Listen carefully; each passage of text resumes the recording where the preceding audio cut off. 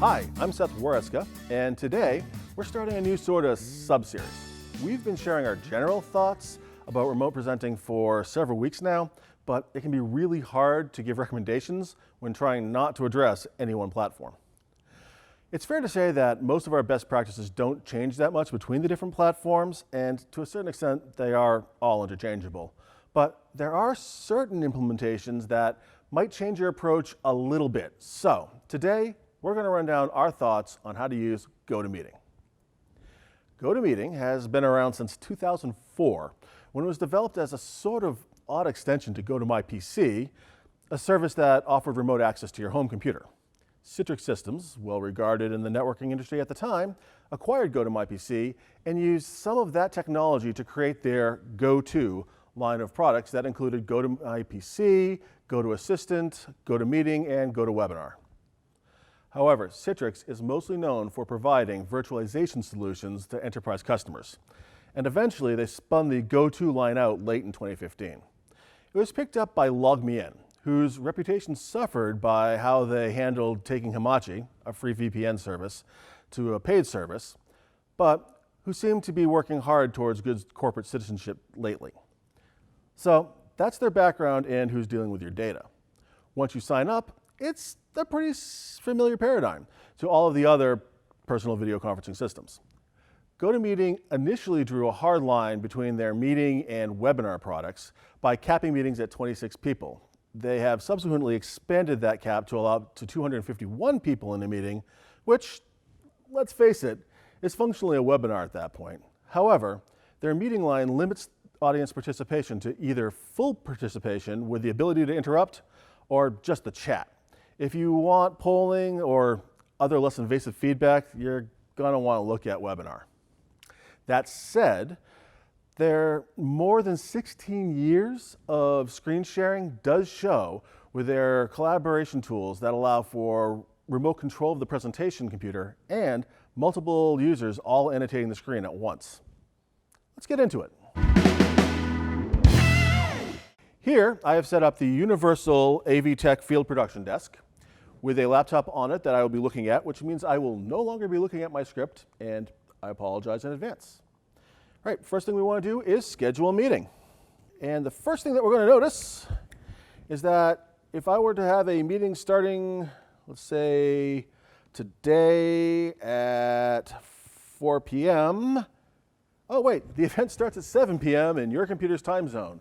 It turns out it's really easy to miss the time zone problem, and it's really easy to confuse people if you don't happen to live in the Pacific time zone. So the first thing you need to do is not start a meeting, but go into your settings. Nope, I'm wrong. Go into your profile and tell GoToMeeting where you live. I happen to live in the Eastern time zone, and now my meeting attendees will show up at a time close to what I expected them to. Let me save that.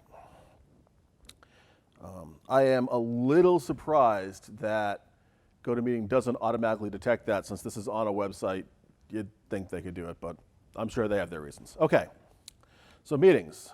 Now that GoToMeeting knows when we are, we can go in here and we can create a meeting. It's going to be the test meeting. And you have an option of a meeting room. If you're going to be doing this again and again and again, you can just set it up once, or you can do a one-time meeting. There is some audio choices that you can make here that we're not going to get into because they're all the basic ones. And there's some more stuff that we're also not going to get into, with the exception of require a password. Requiring a password is not a bad idea if there's any chance that your link will be shared publicly. All right. So we have this lovely meeting set up. We are going to go ahead and save it. And now we can copy the invitation. There are integrations with Google and all of the other calendaring apps. GoToMeeting works using a plugin, and when I went to install the plugin, the reviews were not super positive. What I am going to say is that if you copy this invitation, you can paste it into an email or into a calendar invite in your calendar of choice, and it works just fine. GoToMeeting works just like all of the other personal video conferencing platforms. It works off of a link. As long as you can get that link to your attendees, they click on it, the magic happens, and the attendee shows up in your meeting. I am not going to bother clicking this link because through the magic of television, I already have a meeting going. So I'm going to switch to that right now, and we're going to get into what you do when you have a meeting going. So once we're in the meeting, the first thing that we notice is that the audio is very gated. Something to do with their algorithm. It just really chops people down. We're going to leave Nick muted because he'll feed back hearing my voice just down the hall. But I'm going to ask everyone else to introduce themselves. Hi, I'm Heather. And Brad, if you're not locked up. And I am Bradford. Thank you, Brad. And now I'm going to ask Brad and Heather to repeat after me. I am the very model of a modern major AV tech. I am the very model of a modern major. I am the very model of a modern major AV tech. So hopefully you could hear that as Brad and Heather were both speaking at the same time, they stepped on each other's audio. Basically, they made each other cut out. That's a quirk of GoToMeeting. It's not our favorite part about this platform. Their algorithm for dealing with multiple open microphones is not great. There's a simple solution, what we recommend. We come over to the People tab, which is where you can control aspects of certain people. But you hit mute all. You can also invite people to share screens, turn on and off webcams, that sort of thing. You hit mute all. You go heavy on the mute. You only unmute the people who actually need to speak. Now, they'll be able to hear me quite clearly because I didn't mute myself with that button. Because there won't be any audio reflecting and there won't be any sound coming in that's stepping on me. All right, the other thing that we recommend is when possible, we try to get people to wear headphones with GoToMeeting. It's pretty important. It helps stop echoes in their rooms. All right, the other thing that we notice that's different than, say, Zoom is that there's no waiting room within GoToMeeting. What there is this little lock, and that will lock the meeting so no one else can get in. I will see a little announcement up here if someone's trying to get in, and then I can temporarily unlock the meeting and let more people in. So that is another option for security. It's not massively different, but there is technically no waiting room. The mute and the unmute is also pretty interesting the way it works. Right now everybody's muted. I muted everyone, although Nick here had previously also muted himself. If I unmute, we're going to get an interesting result. Heather's mic turned back on because I had muted Heather, and she's on the desktop client. Nick's mic did not turn back on because Nick had muted himself. He's also on a desktop client. Interestingly, I had also muted Brad, but Brad's mic didn't turn back on because he is on the mobile client. So there's sort of a weird little disconnect between their clients. I suspect that the desktop client is going to go that same way eventually. The ability to turn on a microphone in somebody else's house is, let's just say, fraught with peril. Right now, it's sort of handy in that if I wanted to keep everyone muted, but I had a series of presenters that I was concerned might not remember to turn their mic back on when they go to present, I could go ahead and turn Heather's mic back on. She could present, and then when she's done, I could selectively mute her again. Handy feature for now. I don't think it's going to last. We can also talk about recording, which we are doing right now. It's a little button. You get to your recordings through the web portal. We'll cover that later.